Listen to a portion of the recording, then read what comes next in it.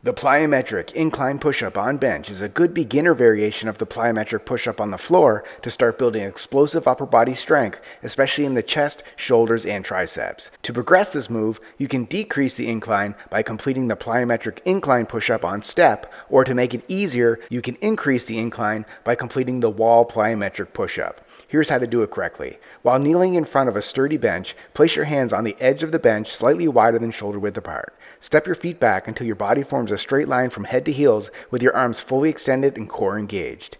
Inhale as you bend your elbows and lower your chest towards the bench, keeping your body in a straight line. Lower yourself until your chest is close to the bench, maintaining tight core engagement and a neutral spine. Exhale and push your hands through the bench to explosively press your body away from the bench as you lift your hands off the bench. As your hands return to the bench, land softly by bending your elbows slightly to absorb the impact. Immediately complete another rep and repeat. Subscribe to get a new exercise video demo every day.